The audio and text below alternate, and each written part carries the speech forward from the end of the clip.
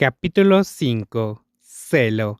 Después de que terminara el desayuno, la atmósfera en la casa de Guatitirat no volvió a la normalidad. El silencio permaneció suspendido a lo largo de los pasillos, en las escaleras, en las líneas de la luz del sol de media mañana que caían a través de las altas ventanas sobre el pálido suelo de piedra. Era como si incluso la casa misma entendiera que algo había cambiado para siempre. Esa mañana no hubo conversaciones ligeras, ni risas suaves en la mesa del comedor, ni discusiones pasajeras sobre el trabajo, los horarios a los pequeños asuntos cotidianos de una gran casa. Todo estaba demasiado silencioso, y esa quietud solo hacía que lo que había sucedido se sintiera más pesado con cada momento que pasaba. Nakun salió del comedor sin decir una palabra. Sus pasos eran tan firmes como siempre, su espalda se mantenía recta, y aunque su rostro revelaba muy poco, para todos los demás seguía luciendo como el mismo Nakun de siempre, el hijo mayor de la familia de Guatitirat, el alfa verdadero criado para heredar todo de su padre, el hombre que se suponía que debía ser sereno, firme y que siempre tenía el control. Pero una vez que la puerta de una pequeña habitación interior se cerró a sus espaldas, esa alta figura se quedó inmóvil en el centro durante un largo momento, como si en el instante en que nadie lo miraba, ya no tuviera la fuerza para seguir manteniéndose entero de la misma manera. La sala de estar estaba quieta y silenciosa. Las cortinas pálidas se agitaban levemente con el aire acondicionado.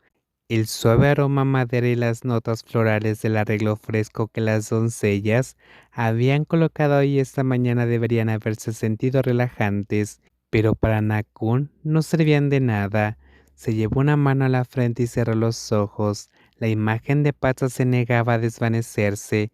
La calidez de sus labios, esos ojos brillantes y tercos, que eran exasperantes y transparentes al mismo tiempo, ese fresco aroma a lluvia, imposiblemente encantador, lo suficientemente encantador como para que realmente hubiera sido incapaz de detenerse.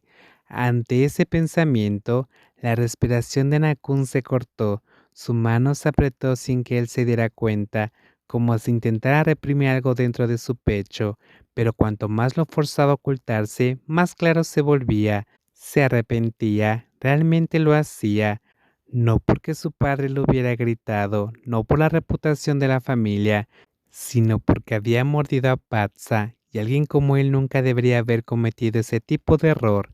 La puerta se abrió suavemente detrás de él, y Campirada entró. No habló de inmediato, simplemente miró a su hijo por un momento. Nakun seguía de pie dándole la espalda, su sombra proyectándose larga sobre el suelo junto a la ventana.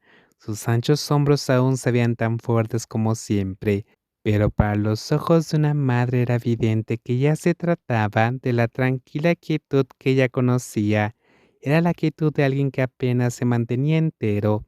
Campirada caminó hacia él en silencio. Nakun, su voz era tan suave que parecía temer que, si se elevaba aunque fuera un poco más, aquello que su hijo estaba tratando de contener se rompería.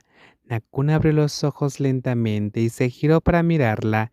En el momento en que vio su rostro, supo que realmente no estaba bien. Esos ojos oscuros y firmes, que normalmente eran tan agudos, tan decisivos, ahora cargaban demasiadas cosas en su interior: confusión, dolor, culpa, todo comprimido bajo la superficie de alguien que había sido educado toda su vida para ser fuerte. Sus labios se movieron ligeramente antes de que su voz finalmente saliera, más baja de lo habitual. Lo siento. Campirada hizo una pausa.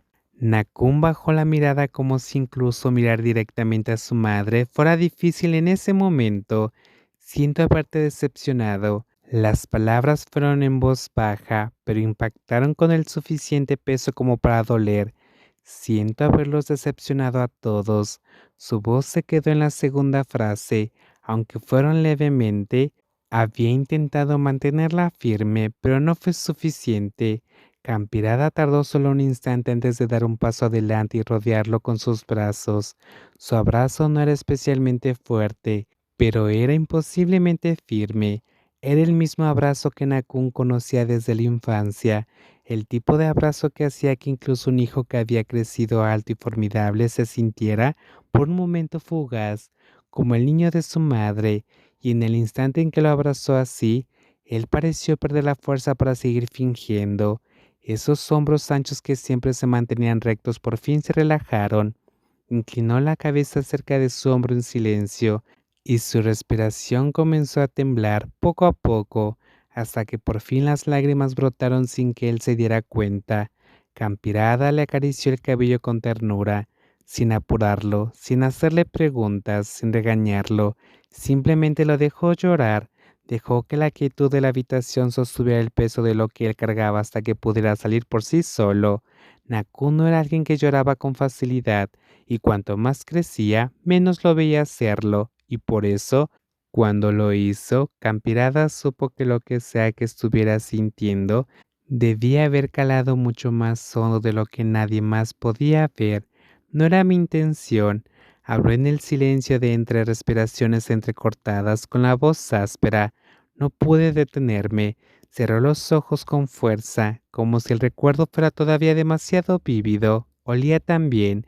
Esa frase sonó más suave que cualquier otra cosa y provocó que Campirada se quedara quieta por un momento.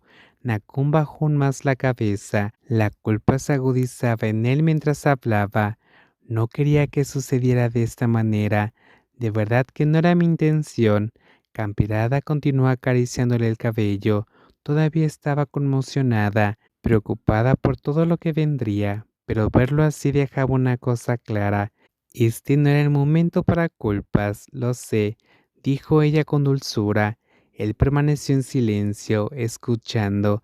Después de un momento, ella le miró el rostro y habló como si estuviera pensando en voz alta, ordenando las piezas en su mente. Tal vez ese chico es tu alma gemela. Nakun la miró de inmediato. Campirada levantó una mano y limpió las lágrimas de la esquina de su ojo. Siempre has tenido control sobre ti mismo, tus emociones, tus instintos, incluso tu celo. Hizo una pausa.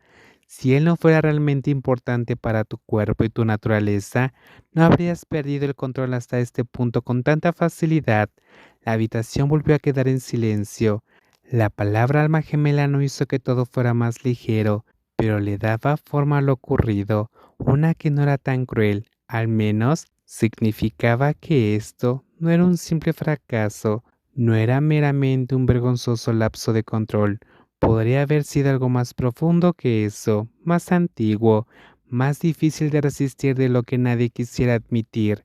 Campirada sostuvo suavemente su rostro y preguntó: ¿Y dónde está este chico ahora? Nakun dudó, luego respondió con honestidad: envié a Sila a vigilarlo. Ella sintió levemente: hiciste lo correcto.